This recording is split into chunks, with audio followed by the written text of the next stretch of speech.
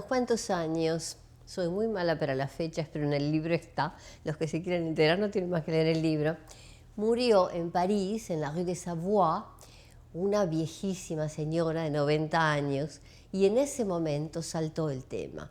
Esta mujer se llamaba Dora Maar, su verdadero nombre era Teodora Markovich, y había sido una de las amantes de Picasso.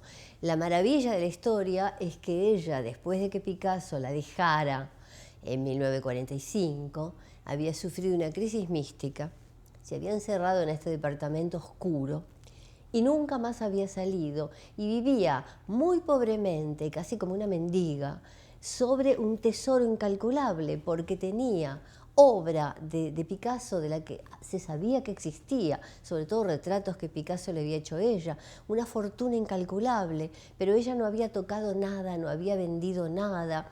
Y guardaba todo, guardaba los papelitos que Picasso tocaba, porque Picasso no podía dejar de crear. Cuando estaba en un restaurante hacía dibujitos o perritos quemando una servilleta con el cigarrillo. Bueno, todo eso Dora Maar lo había guardado, de donde salta a la luz esta historia y se hace una venta, en mi opinión, muy indecente, y en opinión de más de uno, porque los hombres de negocios del arte entraron al departamento.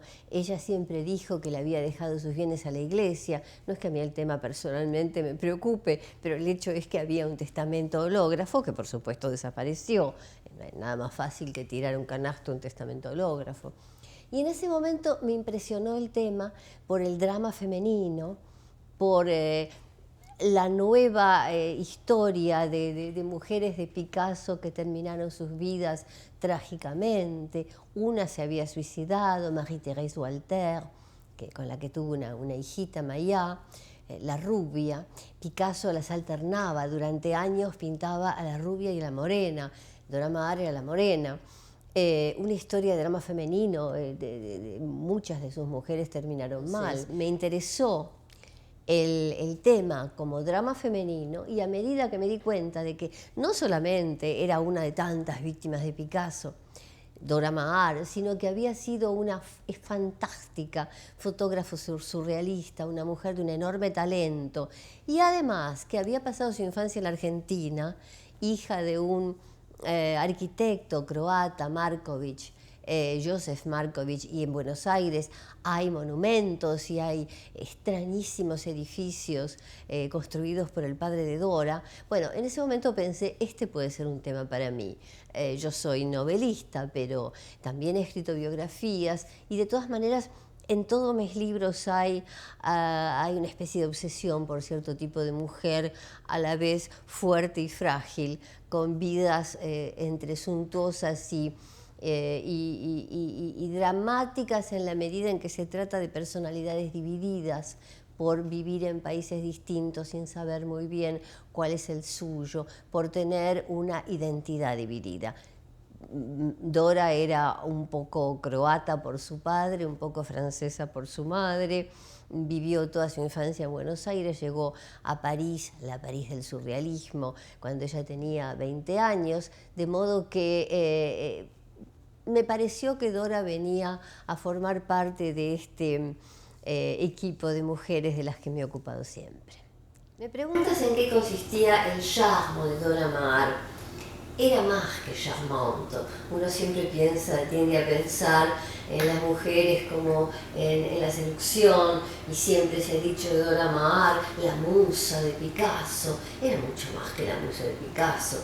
Ella fue la que lo decidió, lo impulsó a pintar el Guernica, porque Picasso hasta ese momento estaba bastante alejado de los dramas de su país y del tema social y político, y ella le dijo, sos el pintor, no sé si le dijo sos o eres, probablemente sos, porque era argentina, el gran pintor español de este momento, es indispensable que te ocupes de ese tema, y ella lo ayudó a colocar, porque sabía, era una fotógrafa y había estudiado Bellas Artes, sabía colocar el marco de la tela inmensa en la que él iba a pintar el Guernica, que no entraba en la mansarda de la rue de Saint-Augustin.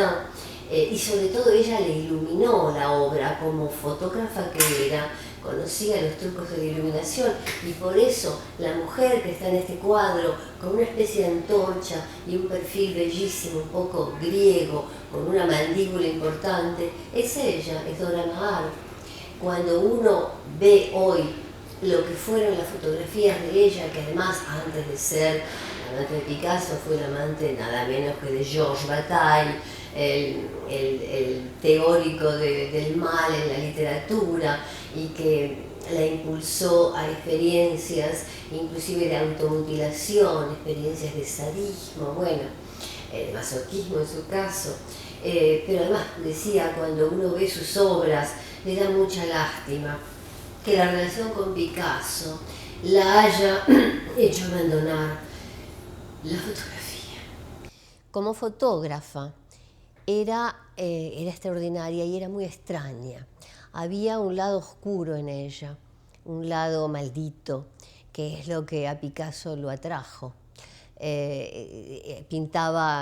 Fotografiaba extraños personajes en especies de bóvedas que dan sensación de angustia, de garganta oprimida, pintaban pequeños monstruos como el célebre armadillo, no se sabe qué es, ella lo llama Ubu Rey, pero no se sabe si es el feto de un armadillo o qué, pero son todos personajes inquietantes. Recorrió los bajos fondos de Barcelona y después de Londres con su cámara Leica. En esa época salieron las primeras cámaras livianas como para que una mujer pudiera recorrer el mundo, y encontraba en todas partes lo oblicuo, lo torcido, lo raro, lo oscuro.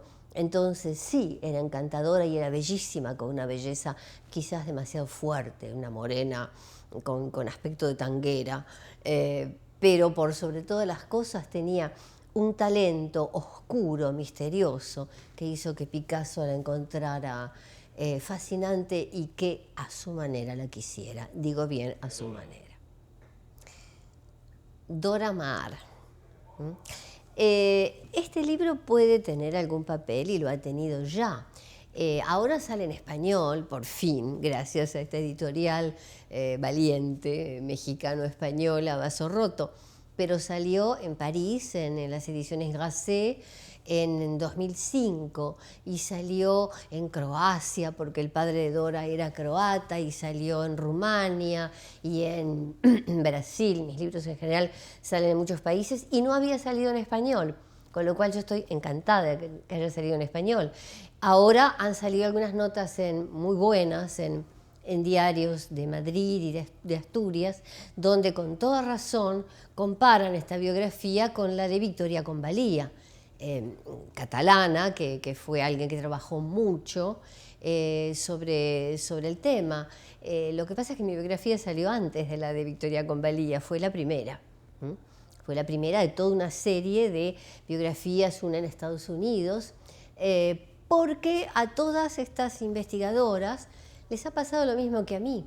De pronto surge un personaje del que no se sabía nada y que era un tesoro escondido, y entonces uno tiene ganas de ver qué hay detrás y de hurgar detrás de los misterios de la historia. Destacaría de mi libro que sea un aporte a los 3 o 4 libros que han salido sobre Dora Maar. Es muy difícil contestar esa pregunta a uno mismo. Yo pienso que está todo el tema de la investigación que hice en Buenos Aires, a comenzar por la historia del padre. Ella misma cuenta la historia de su familia, cosa que hace comprender por qué esta mujer tenía un lado tan depresivo, tan oscuro. Sus padres la hacían dormir cuando ella era pequeña en una habitación con una puerta de vidrio tapada con una cortina, y cada vez que la niña se movía, los padres corrían la cortina y la miraban, la espiaban. El padre, este arquitecto, hizo varios edificios en Buenos Aires, sobre todo uno que se llama la Torre Miradora, que está frente al Correo Central de Buenos Aires y sobre todo frente al río. El armador, Mijanović, lo contrató, su compatriota croata, para que hiciera estos monumentos, y es una torre que remata en una especie de globo que parece un ojo que se ilumina durante la noche. La misma forma aparece en un monumento que hay en un parque de Buenos Aires. Entonces yo intitulé este libro Prisionera de la mirada, porque el padre de toda evidencia, era arquitecto, está obsesionado por la mirada.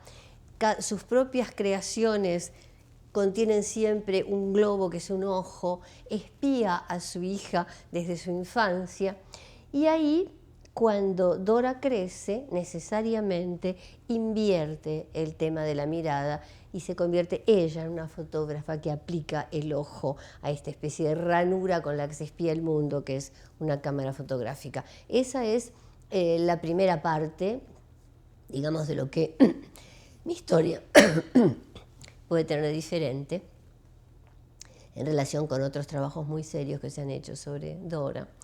Y la otra es el análisis que hago de cada uno de los cuadros, de cada una de las fotografías de Dora y de cada uno de los cuadros en los que Picasso la va destruyendo minuciosamente.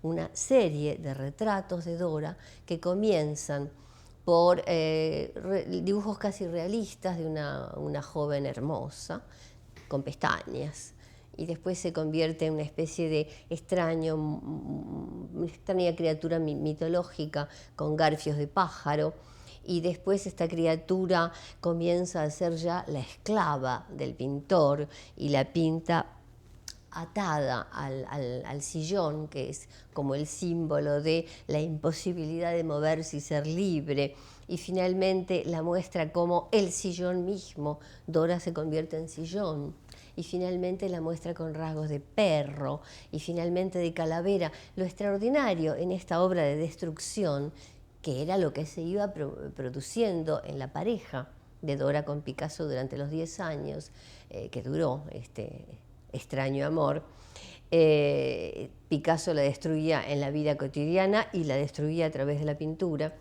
Lo extraordinario que muestra el genio increíble de Picasso, hombre al que no aprecio como persona, pero genio pictórico, es que hasta el último de estos retratos, en los que no queda de Dora casi nada, queda un ojo, un diente, y sin embargo sigue siendo Dora y sigue siendo parecido a ella. Esto sería lo que, en mi opinión, es el aporte, si se puede hablar de aporte, y lo otro es la escritura. Cada uno de nosotros, cada uno de los que escribimos sobre un tema, pone su sello, que es la forma de ver el mundo, y eso se revela a través de la escritura.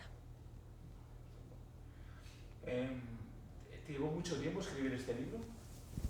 La investigación fue larga. Fui a Francia, yo en ese momento estaba viviendo en la Argentina, porque voy y vengo entre Francia y la Argentina. Bueno, hablé con las personas que pudieron tener una relación con ella más o menos directa, lo cual no era fácil porque ella estuvo recluida en su casa, como te digo, 40 años de su vida, pero había un viejo poeta que la había conocido, fue importante su testimonio, y leí absolutamente todo lo que encontré sobre, no solamente sobre Dora Maar, sino sobre el grupo que la rodeaba. Alguien dijo en una nota en Le Monde que era casi una biografía de grupo, y sí, porque tenía que hablar de Georges Bataille, tenía que hablar de Breton y del grupo de los surrealistas, tenía que hablar, por supuesto, de Picasso y de todos sus amigos, de Éluard, Paul Éluard, que fue el gran amigo de Dora. Es decir, tenía que mostrar en qué medio se movió ella y qué había en esa gente que revalorizaba en aquel momento al Marqués de Sade, qué había en ese grupo humano y cultural que de alguna manera hiciera comprender el proceso interior de Dora. A medida que entraba entonces en el análisis de la gente que la rodeaba, me iba sintiendo profundamente perturbada, porque era una época las cosas avanzan por oleadas, ¿no? Y esta época era la época de la revalorización del mal. Georges Bataille, como dije hace un rato, con la literatura y el mal. Y con su terrible novela La historia del ojo, l'histoire de l'œil, que tiene que ver tanto con la historia de Dora, porque ella es la prisionera de la mirada.